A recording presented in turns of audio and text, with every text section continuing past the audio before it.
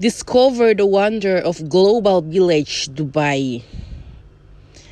This is Red Blossom Vlogs. Don't forget to subscribe. For today's video, bibisitahin natin ang Global Village.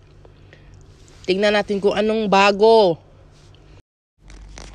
Ano nga ba ang Global Village? Sa mga hindi nakakaalam, ang Global Village pala ay isang multicultural and traditional event. May mga pwede kayong mag-shopping, pwede kayong kumain, and a lots of entertainment. Yung pwede kayong mag-shopping ng iba't ibang showcase from their different nation dito sa Global Village. Tapos pwede nyo ring tikman yung kani-kanilang mga pagkain na which you don't need to travel around the globe. All you just need to do is to visit Global Village.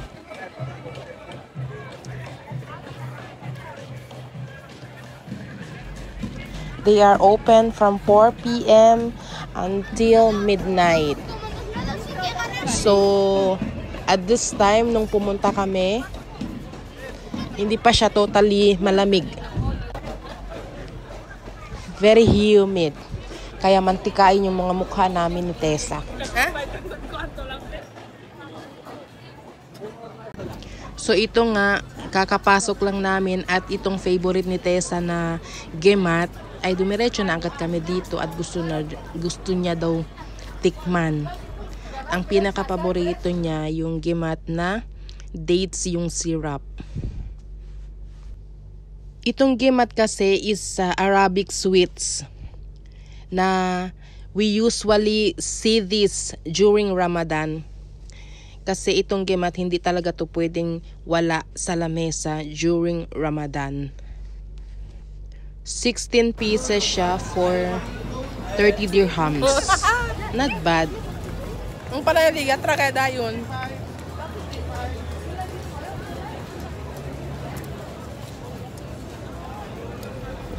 Hindi pa siya totally winter, hindi pa totally taglamig. Kahit gabi na, grabe yung humid, sobrang humid, kaya pawis na pawis kami. Sitting in the bench, enjoying every bites of gemat.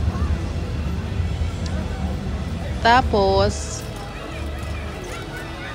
kailangan pag pumunta kayo dito, kailangan yung suot yung sapatos, either tsinelas, yung komportable talaga. Kasi it's more on walking. Napakalaking place, may park. Sobrang ma-entertain. Kasi ang dami nyong makikita na bago sa mga mata nyo. Just like me, bago ako dito, so local ka man o turista, masasabi ko yung experience dito sa Global Village is very phenomenal. Grabe. Sobrang amazed ako sa mga lights. Tapos, basta busog yung mata. Hindi lang mata, pati tiyan pala. Sobrang lawak yung Global Village. Kaya kailangan may baon ka talagang lakas para maglakad. Pero the best way is kung gusto nyo bumisita yung Global Village, kailangan may plano kayo. Yung for example, itong gabi pupunta kayo, itong Asian countries lang muna ang pupuntahan nyo. Yung ganon, para malibot nyo lahat at para makita nyo na rin kung ano yung mga showcase nila in each pavilion. And you have nothing to worry about the parking area kasi very huge. Tapos may yung parking area may libre at meron din yung may mga bayad, yung mga tulad ng VIP. Yung VIP kasi yung malapit talaga siya sa entrance, so may bayad yun siya. Pero yung iba naman libre lang siya. Dragon. Do Christmas ya kali-kali.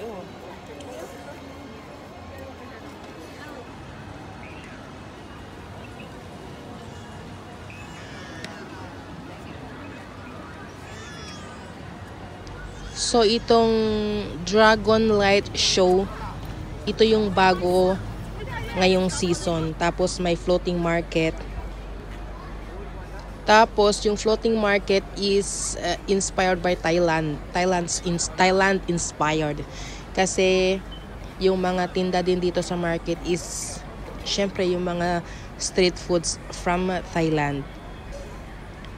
So, kung gusto nyong tikman ng mga cuisine ng different countries, so, this is the right place for you to visit Global Village kasi pwera sa mga pagkain, yung mga damit din, dito nyo na rin makikita in one place. Hindi nyo na kailangan pumunta pa ng Bahrain, pumunta pa ng Turkey para matikman yung mga cuisine na showcase nila sa bansa nila. Kasi dito sa Global Village, nandito na ang lahat. Cheese ya lang. Kira ka garlic.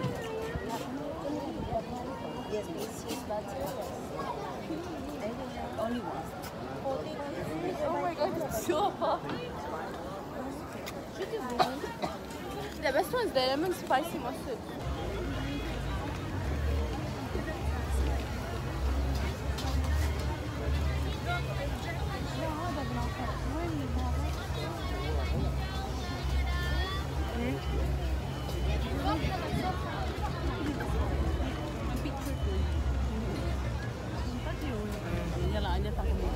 Sawadika Thailand.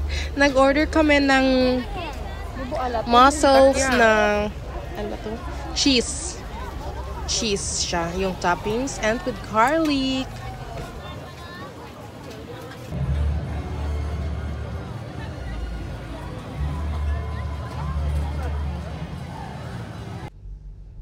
Ito yung Dragon Light Show. Tapos may paapoy-apoy siya.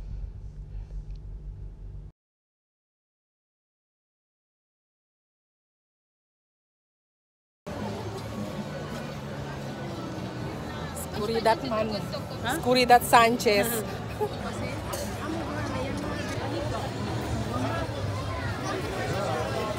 Hindi makin harmless, makin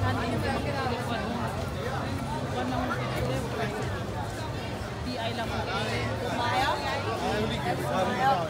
Hindi makin elekwan. Malikuan pa man tinakay. Grabe si Uling, pinakpala. Grabe tamingkil. Grabe masisilahan. Pinakpala. Sila respeto ka natin. Di ba man sila respeto ka natin? Di na ka respeto. Di na buo, may 20 daw. Isa nga po na yung isa nga kita. Scam lang mga kilabla 20.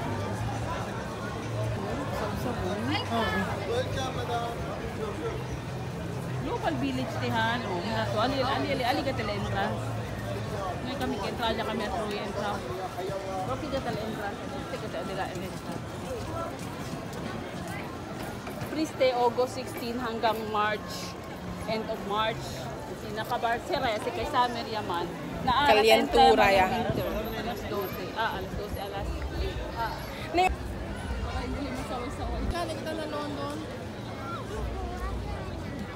You can visit Global Village by using public transportation such as buses or taxis. But the best way is kung meron kayong sariling sasakyan kasi malayo siya. Tapos they are open from 4 p.m. to 12 midnight. O, di ba mamantikal kara, nakalores de sol?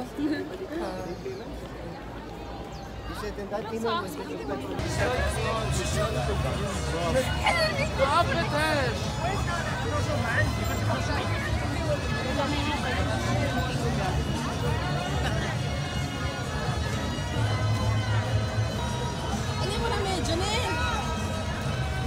Igual ka mo color.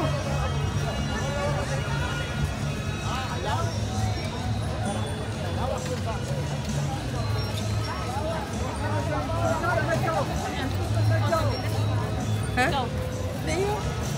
Ano yan?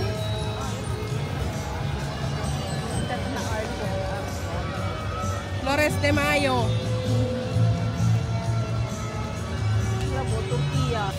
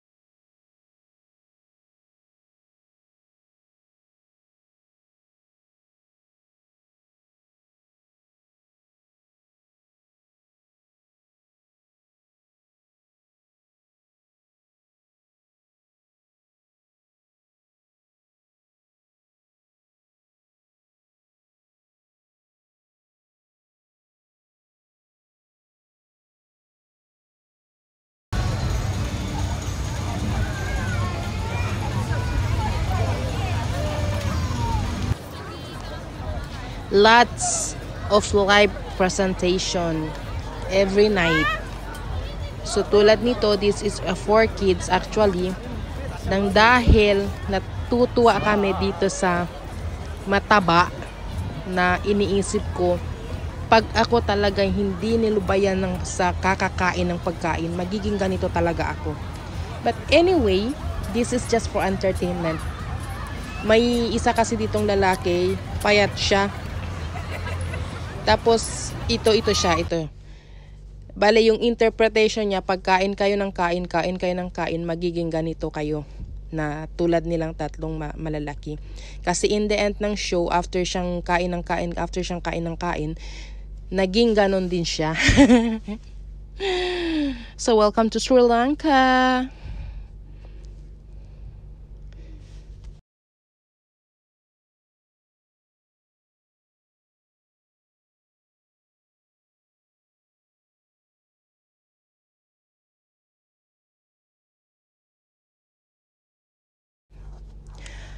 Hope you find more entertainment on this video. Hanggang dito na lang. Thank you for watching. Don't forget to like, comment, and share. God bless everyone.